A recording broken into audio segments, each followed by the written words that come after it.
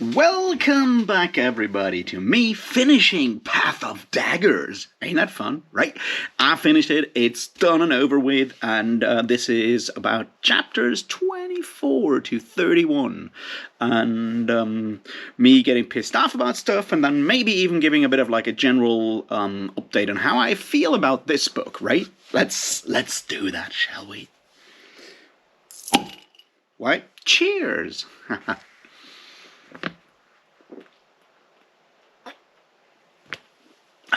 Alright, so here we go. This wraps up everything in Path of Daggers. Bobby J, my good pal, has finally figured out how to write a cliffhanger. So we get one of those at the end. There's a quick check-in with Perrin and Fael. There is a bit of like Elaine stuff going down. There is very, very little Egwene this time around, and there's a bunch of Rand and assorted other stuff. So this is basically one big sweep. Only Matt doesn't show up, so we still don't know what's going on with Matt down there in... what's the place called? In Ebudar. I hope we'll find out about it in maybe Winter's Heart, which is the next one. I'll start that on Monday, because I'll be traveling. While you're watching this, I'm already on my way to Prague, and then I'll move on to a small town in Bohemia for the Heavy Metal Thunder Festival. So in case you're there, which I doubt, let's have a beer, right? Anyway, let's start this ramble. So what is important and interesting to look at here? Let's start with the assorted bits, and then we move on to Rand. I think that's like a really clever way to do it. Okay, so Elaine and gang are moving towards Camelin, where Elaine takes over the Lion Throne of Andor, or starts to. And she just claims it by herself because it's not the right of the Dragon Reborn to give her that thing. It's the Lion Throne, and women have to claim it, which, you know, I get it. I'm fine with that. My doubts, however, or my problems will come in the future because I fear it will be that easy. Here's my guess. I might be wrong. I hope I'm wrong, but here's my guess. Elaine will totally take the Lion Throne. Then we have all these rebels out there, like other noblemen and noblewomen, obviously, who want to take over the Lion Throne as well. There's something of a bit of a civil war out there, and at the end of the day, Rand will have to help her anyway. Because yes, Rand planned to give her Andor as a whole, not ravaged like Kyrian or Tyr. And she doesn't want his help, so she'll have to learn. Is that the case? I don't know. As I said, I haven't read it yet. We'll find out in the next week or two, I guess. So yeah, apart from that, what do we get in there? Well, a bit of like Spanking, because we always get Spanking, and a setup for the future, which is there's dark friends in the gang with Elaine and the rest. Because the torture victim, Ispan, and one of the sisters, Adelias or Vandine, I think it's Adelias, who gets killed in a most gruesome way. So we know there's evil afoot in that group. And since that entire group is now in Camelin in the castle, I guess we'll play a round of, you know, Clue in the future, and like I accuse the Black Aja with the impaling spike in the library. I guess we will see. But apart from that, I mean, if that's what will happen, we get like a bit of like a detective like miniature, I guess. I won't complain. That sounds like really cool and fun to find out who's the Black Aja in that group, and if handled well, we will see. I'm not holding my breath because, you know, it's still the Wheel of Time. Apart from that, obviously, more of the same, which is the Tower will get you. And two of the kinswomen that have been run away novices from the tower are put back into novice white because they get discovered. And there's an interesting aspect there I wanted to point out, and that is someone in the back of that group is like, yeah, why should we let those Aes Sedai get away with it? We are many, they are few, which is, as you may or may not know, a quote from a wonderful poem by Percy Shelley, husband of Mary Shelley, poet and drowning victim, as far as I remember. I think he drowned with that boat. Yeah. Anyway, he wrote this poem about an uprising of workers. It was probably weavers, but I'm not quite sure. Workers that got massacred by the police and stuff like that at the beginning of the 19th century. And it's like, rise like lions, wake from slumber in unvanquishable numbers. And I think it's break the chains that once you knew. We are many, they are few. And then it continues. Anyway, it's so I like the idea that he quotes that thing. The problem, however, is that obviously the Aes Sedai still get their way because fuck the masses. This is conservatism, right? Yeah, of course it is. Anyway, and obviously once again, the punishment will be getting spanked or whipped with birch roots, which is fine if you're in a finished sauna, but not so fine if you're wandering through the snow without the sauna first, which is what happens to these women here.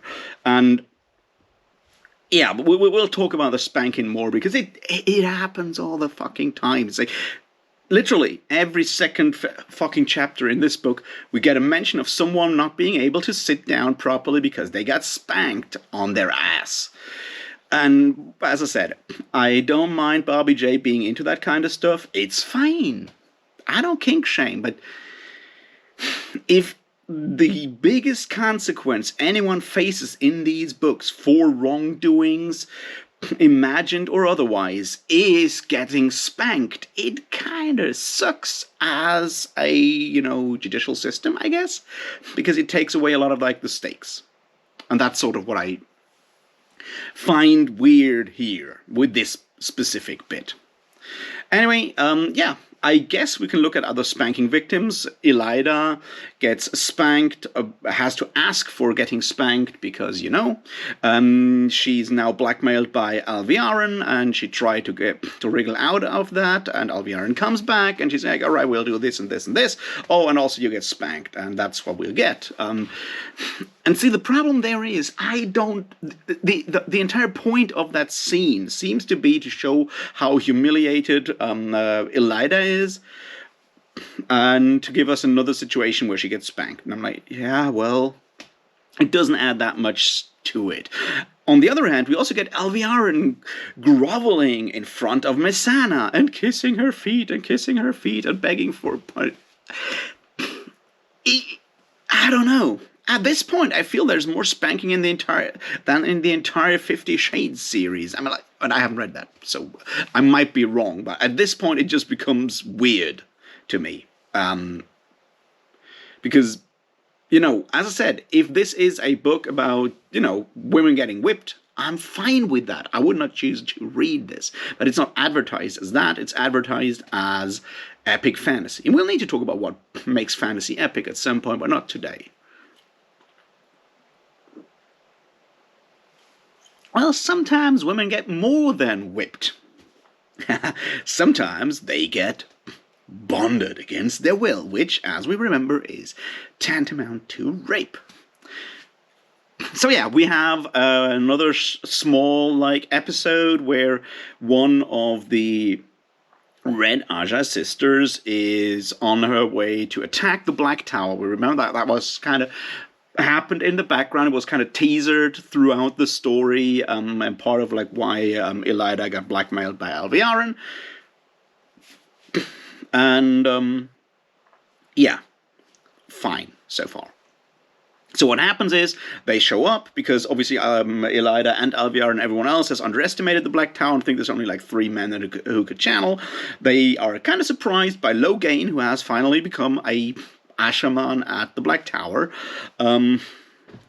which, Nice. Yeah. They get like surrounders like surrender, we'll take you in, no problem. And our viewpoint character, who is Tovrain or something like that, Tovrain something or other, who cares? Is Red Aja, and there's like a couple of things that are weird here that I go into before we go into the big one. The weird thing is that she's supposed to be Red Aja, and for like 8 books we got told that Red Aja really don't like men, right? Don't want to have anything to do with men. And this one's apparently, because we get her viewpoint, is all about sneaking off to have beautiful young boys obey her every command, which adds a really weird facet to the idea of being man-hating. Is probably she just wants to dominate men, and that is absolutely fundamentally wrong. And luckily, Bobby J has a solution for that. She's afraid, and she doesn't want to give up, so what does Logain do? He fucking bonds her. And to make things even weirder, Ashaman bond women by kissing them.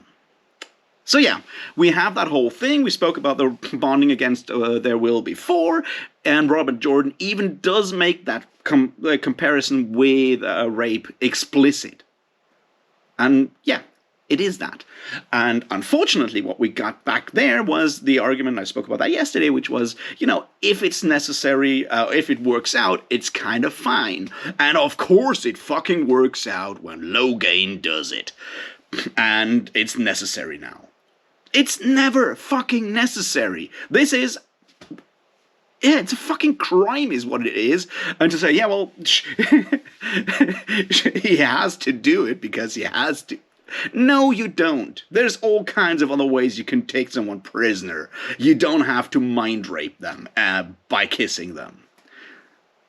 So yeah, it just like fits that entire picture of like this weird, but like fundamentally wrong and abhorrent view that Robert Jordan has or puts down about sexual assault and who gets to do it and who doesn't get to do it. And yeah, I'm pissed off about it. Of course I'm pissed off about it, but fucking unnecessary. The whole fucking scene is absolutely unfucking necessary. But there we go. All right. There's obviously more.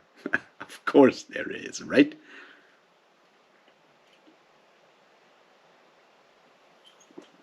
Let's talk about the next bit that I think is kind of problematic. It kind of reinforces stuff that was already problematic before, but it's fine to see that Robert Jordan keeps on keeping on, right? So we have the whole scene with Perrin actually crossing over to that other place, facing down Massima or confronting Massima, while at the same time Fail is out hawking with Alejandra, Queen of Gillidan, and Bearlane and, Morgaze, which is, she's obviously still in disguise, but we basically have like 4 queens running around together. Oh, well, she's not a queen, but you know what I mean. Anyway, let's look first at the smaller bit and then, All right, so not Bearlane, Fail obviously got her problem, her submission problem with Morgaze solved by switching, of course, because of course she did, right? Like Lenny spanked Morgaze into submission because that's the kind of book we're reading here, and that's fine. But also, apparently, Morgaze is now sharing the bed with her stalker, fucking Talonvor. Of course she is. Yeah. And Fail is, you know what? If that is the case, maybe they should marry. And I'm just like, we've spoken about this before, right? It's fucked up. Talonvor is basically Morgaze's stalker, and the message that we get through all of this is like, if you just keep on pushing as a dude, breaking boundaries, on and on and on and on, then at some point you'll get your way, and then it gets legalized by the system. Fuck yeah! Well, I mean, Like, seriously, this is basically... He pulls every single fucking trick in that pickup artist's book of don't do this kind of... You know.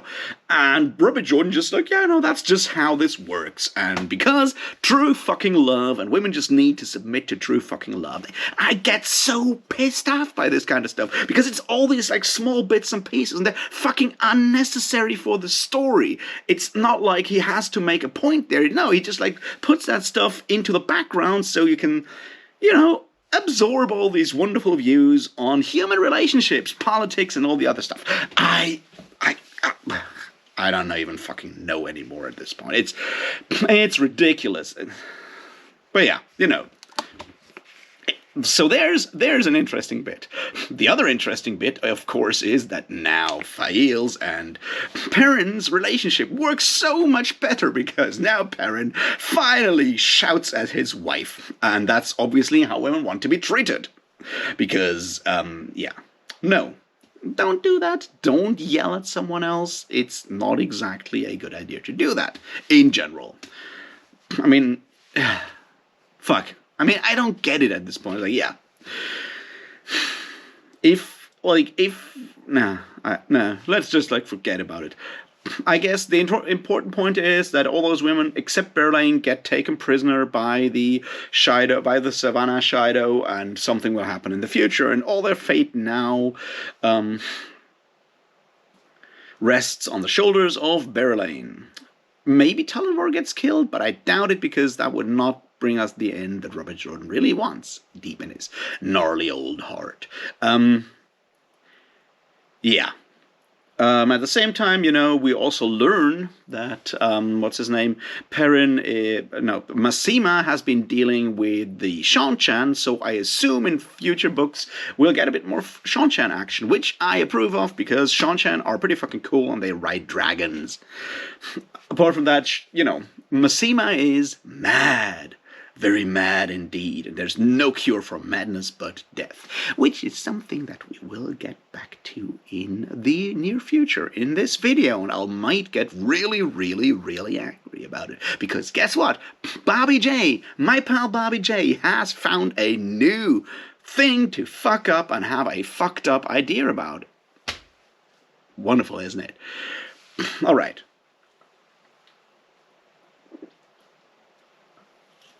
I think that covers most of the interesting bits. Let's go to Rand, and let's talk about Rand for a bit here. So Rand, where we left him yesterday was, he moves on to, you know, through portals to attack the Shanchan around Ebudar. We get a bit of battles there and whatnot. A bit of, you know, we need to save all the women and shit. That's fine. Don't worry. And now we get like a big battle scene. We get some, and it is well done.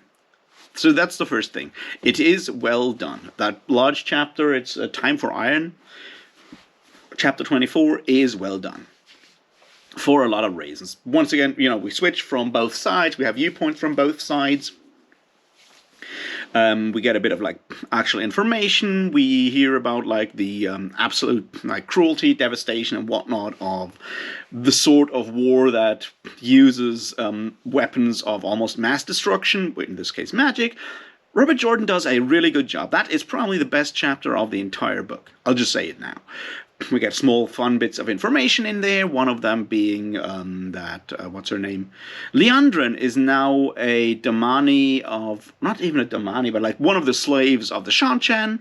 I have no idea how alright, I guess it probably happened because the Shanchan attacked occupied Amardesia, which is where we last saw Leandrin a couple of books ago, where she was put into slavery by Moghedien. Yeah. So that's like a nice, interesting, you know, a side bit. It doesn't really need to be there, but, you know, it kind of shows cohesion within the world, and that's pretty good. Apart from that, we have Rand using magic, but this is for whatever reason the entire place around there, probably maybe as a consequence of them either using the Bowl of the Winds around shortly outside of Ebudar, or, you know, then Elaine and gang blowing up the portal by accident. Magic is kind of wonky around there, which leads to all kinds of friendly fire and a lot of people dying that shouldn't really need to die. And That's actually interesting. Then Rand uses Kalendor, which he got carried there, to actually destroy an entire army, but something goes wrong, and he also kills some of his own people, including one of the Ashaman. Fine. As I said, it's an overall solid chapter about, warfare, the cost of warfare on both sides, and yeah, it's well done. I'll leave it at that. Now let's go to the ugly stuff. Oh, no, should I mention that? Let's mention that. There's a short scene, apparently. Oh, let's go and use that for the cliffhanger. Right. All right. Sorry, I'm confusing and confused and whatnot. Anyway, so what happens? Rand comes back, and we get like a bunch of fucked up things. So Rand comes back to Caemlyn. Has a few confrontations, some with Katzwaine, some with other people, and then there is an attack on his life by some rogue Ashaman, maybe pissed off by how things happened down there, with maybe some of their own dying because of Rand using Kalendor, maybe for all kinds of other reasons, we don't know, but that's basically what happens. And after that, Rand Rand kills one of his own Ashaman who has gone mad.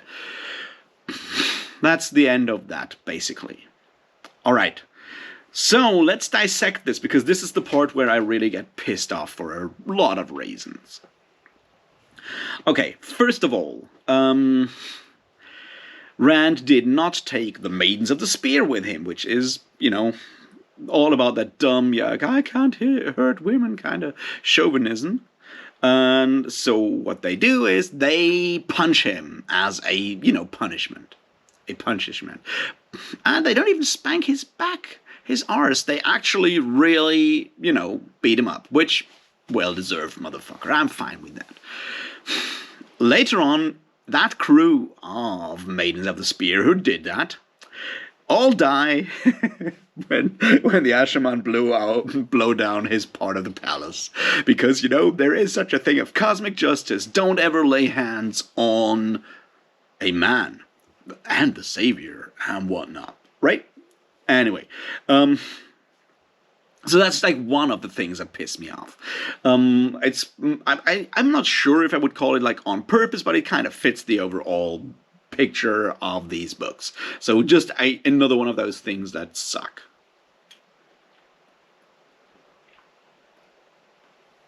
Now let's look at Katzwaine.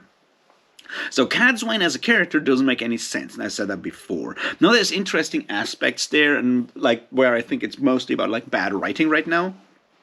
And obviously, her behavior towards Rand is just ridiculous. She claims that she has spanked or paddled the bottoms of a bunch of kings. I'm like, Bobby, fucking keep your dick in your pants for a moment, right? It's like, yeah, she has. And he literally writes that crap. It's like, I paddled the bottoms of 2 monarchs, not sitting monarchs, at least not for a day or 2 afterwards. I'm like, come on. No. Fuck you. Anyway. So she suddenly knows stuff. And this is where I have a writing problem. So basically what she tells, because she's the only one who knows that crap, tells Rand afterwards is like, you know what? Kalendor can only be used because it's flawed, and it can only be used by a man being guided by 2 women. And no. I mean, yeah, if that is the case, that's fine. But it would have been really, really cool if there would have been some form of setup for that. I mean, basically what it does is like, yeah, Rand does now feel bad because, he apparently, he used Kalendor and some of his own people died, so it was his fault. I'm fine with all of those things. It would have been really cool if Rand would have had some way of knowing this in advance and not found out because of whatever his own fault. But Katzwaine not telling him because he had no idea of knowing that she knew. And it feels like Bobby J is pulling this shit out of his arse right now. It's like 8 books in. We talk about this book at the sword thing at the end of book 3. we almost forget about the whole thing, and some hint that there is something wrong, or some mysterious thing that no one really knows about Calendor would have been nice to have in there, but right now it feels like really shitty foreshadowing and really bad writing. And yeah, I don't like that kind of thing. Just so we have like another like really strong character who knows more things and can just like by sheer natural authority being a leader figure, because we all want our leaders, right? Do these kind of things. Feels ridiculous. Like, I don't know. As I said, none of the interactions in these books really make a lot of sense, and the fact that like people can just like go and threaten other people, and the worst thing that will happen is someone gets like their, well, arse spanked. I don't know. We're talking epic fantasy. You've killed thousands of people in these books, Bobby J. You've done, mass murder has happened on a really, on a chapter basis at this point almost.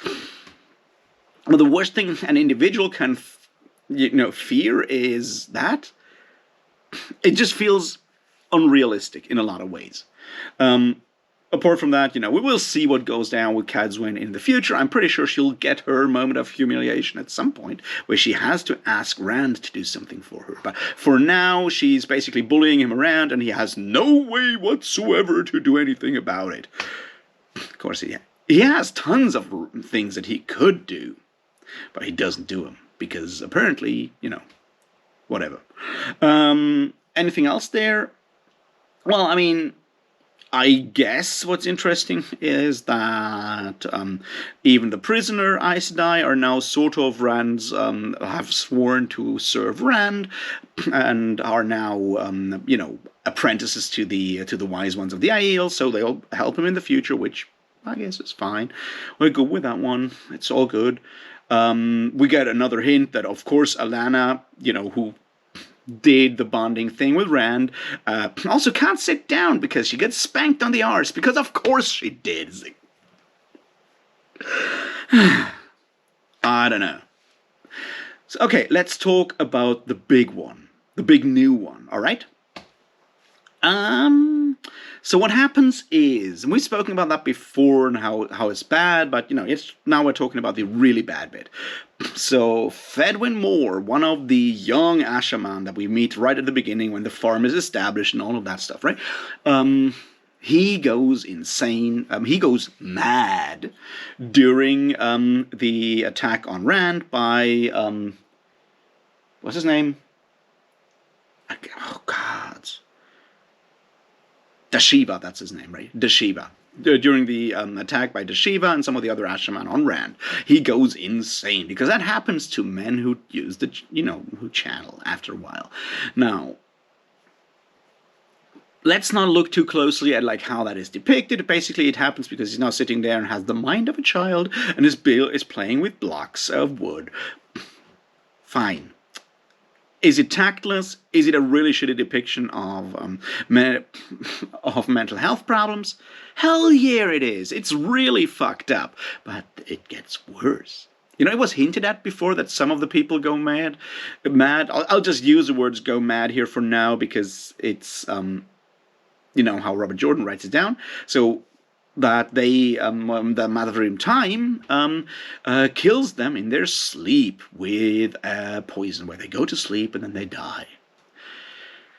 And now, Rand does that to Fedwin Moore. And there's a lot to unpack here, and a lot that is wrong with it. All right, first of all, I see what Robert Jordan is trying to do. It's like, there is no other way out. It kind of harks back to that situation earlier on when Rand talks to Moore about how he's planning to cleanse Sidene so they don't have to go mad, and he's like, "You'll stand with me at the final battle." He makes a promise, and you already know it will not be that way, because of course not. So we can load more guilt on Rand later on. Okay, so it is Rand who has to do this by his own hand.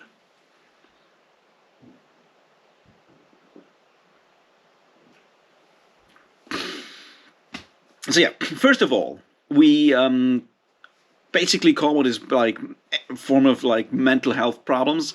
We describe it by someone behaving like a small child again, and then we realize that the only the only valid solution right now in a world that has magic to heal all kinds of things, the only valid solution right now is euthanasia.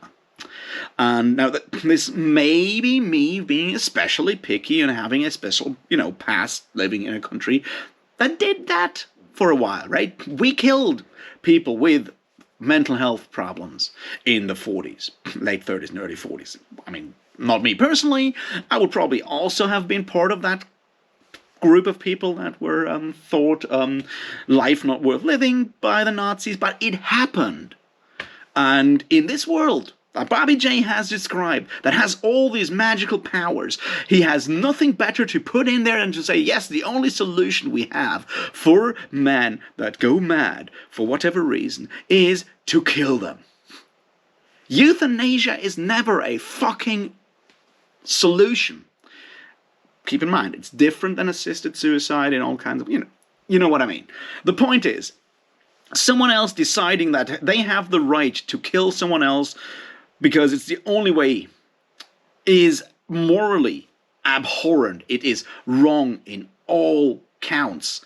And it should not be that way at all. And the fact that we put it in here to then give Rand some guilt that is not about, oh, I took away his choice. No, it is all about, you know what, I'll blame someone else out there, or I'll blame myself for some ridiculous failure that has nothing to do with the fact that he actually just did euthanasia because it's apparently the only valid option there. And I fucking hate it. I absolutely fucking hate it that we put that stuff into books and people will still defend it and say, you know what, that's just how that world works. No, it's not how it has to work. Fuck's sake. And it really, really pisses me off. So yeah, that's how we end this book. With a banger. Really, really, I can't anymore, really. It's insane. Alright, general thoughts. As a plot line, apart from like the bits that I just called out, it is a solid book within the Wheel of Time sphere. It is probably one of the better ones. Certainly better than Lord of Chaos, definitely better than Fires of Heaven. I'm not sure about, I think Shadow Rising is still probably another one of the good ones. But right now, this is actually, the way the plots work most of the time is actually solid. The way they are written out, not so much. But if you just take the plot points, it makes a lot of sense. It works. I'm fine with it. Plus, we get ourselves a sort of okay-ish cliffhanger. Fail's in prison now. We have that scene with the dog friend that walks into that house and sees Jacob Carradine, everyone's favorite Inquisitor, being killed by one of those really interesting torture methods that actually existed in not ancient times, like 400 years ago. The idea of, forcing someone to, it was a torture method mostly, but, mostly, by, forcing a lot of liquid down their throats, and then we also have like an Aes Sedai there that also gets, as a dark friend, but who knows? Anyway, that guy who does that gets promised to be able to lay his hands on a queen. I guess this will be Elaine. We will find out in the next book, which is Winter's Heart. Also, Fail is in prison now. Matt is still somewhere, I guess. Massima is mad, and we know what we do with people who are mad in this world, right? All of this and more, and a lot of sexism, racism, and other uncouth, unclean, and morally objectable opinions next week in Winter's Heart. Until then, yeah. See you at Heavy Metal Thunderfest if you're there, and maybe I'll manage to have some videos pre-recorded for the weekend. Otherwise, have a great time, see you around, cheers.